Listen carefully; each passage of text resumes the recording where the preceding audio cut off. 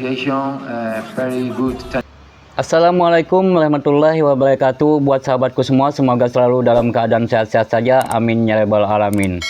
Timnas Indonesia di era kepelatihan Sintayong dan Ketua Umum PSSI yaitu Pak Erick Thohir menjelma menjadi sebuah tim yang sangat diperhitungkan bukan saja di Asia Tenggara tetapi juga di benua Asia.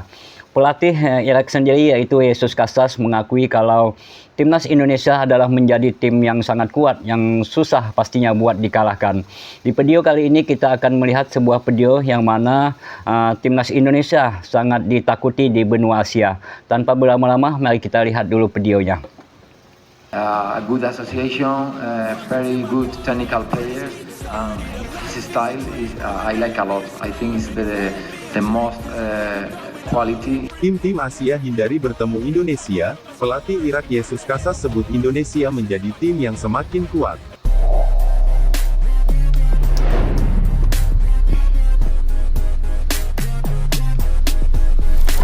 Ini bukan proses yang pendek ya, tapi sebuah proses yang panjang melalui sebuah tempaan yang mungkin sudah berlangsung 5-6 tahun. Setidaknya 4 tahun lah ketika mereka mulai disiapkan untuk Piala Dunia U20 yang kemudian tidak jadi digelar di Indonesia. Prosesnya begitu panjang sampai akhirnya terbentuk tim seperti ini. Jadi Coach Sintayong lebih leluasa memanggil pemain. Terbukti ada beberapa pemain yang baru dan pemain-pemain yang di under 23 kemarin juga ada beberapa yang tidak dipanggil. Tentunya ini sudah menjadi pertimbangan yang sangat matang dari Coach Sintayong. Kenapa Coach Sintayong mengambil pemain-pemain yang 22 saat ini gitu. Jadi menurut saya ini sudah diperhitungkan sematang-matangnya oleh Coach Sintayong untuk menghadapi 2 pertandingan.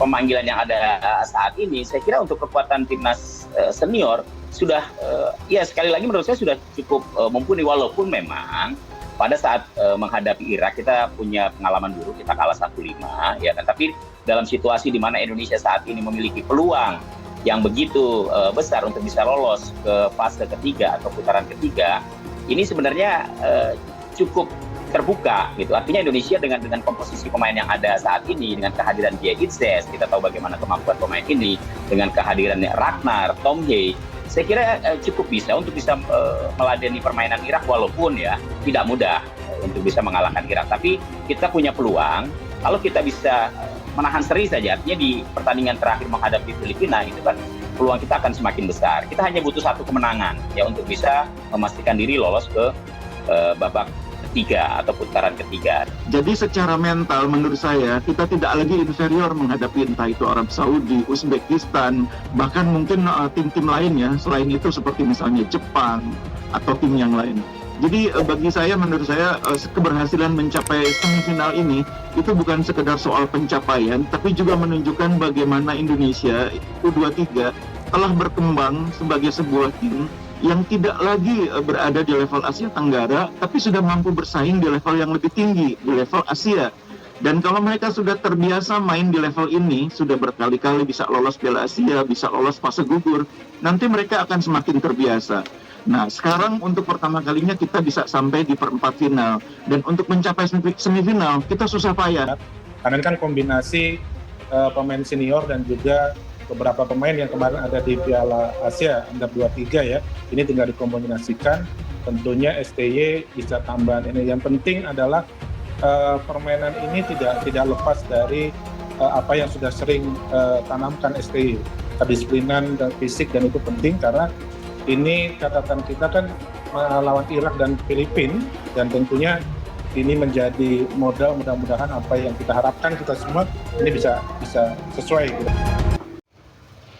Itulah videonya. Tentunya timnas kita saat ini menjadi tim yang sangat diperhitungkan tim-tim besar benua Asia. Yang mana semenjak kepelatihan Sintayong tidak dapat kita pungkiri lagi dengan kemajuan timnas kita dan program naturalisasi yang gencar dilakukan PSSI dengan mendatangkan pemain-pemain yang bergrade A dan mempunyai skill kualitas permainan yang sangat baik dan sangat mempengaruhi di permainan timnas kita saat ini. Dan bagi yang tidak menyukai Sintayong, saya sendiri pun merasa heran entah apa yang ada di benak mereka. Seharusnya mereka bisa melihat ke belakang yang mana timnas kita dulu adalah tim yang sangat diremehkan, jangankan untuk di level benua Asia, bahkan di Asia Tenggara saja timnas kita sangat kesulitan membuat mengalahkan tim-tim seperti Thailand, Vietnam, bahkan timnas Malaysia. Jadi bagi yang membenci Sintayong, tentunya mungkin mereka menganggap Sintayong ini tidak pernah memberikan satu gelar juara pun. Tapi bagi kita pencinta dan pendukung setia timnas, tentunya dengan perkembangan timnas saat ini yang bisa lolos ke Piala Asia kemarin, timnas seniornya bahkan mencapai ke babak 16 besar, dan timnas U23-nya bahkan bisa mencapai ke semifinal dengan mendapat 4 terbaik di benua Asia. Tentunya ini sangat membanggakan, apalagi di tanggal 6 Juni nanti timnas senior kita satu kali kemenangan lagi, bahkan mencetak sejarah dengan lolos ke ronde ketiga kualifikasi Piala Dunia. Ini sangat membanggakan bagi kita timnas pencinta pendukung timnas Indonesia. Demikianlah video kali ini. Assalamualaikum warahmatullahi wabarakatuh.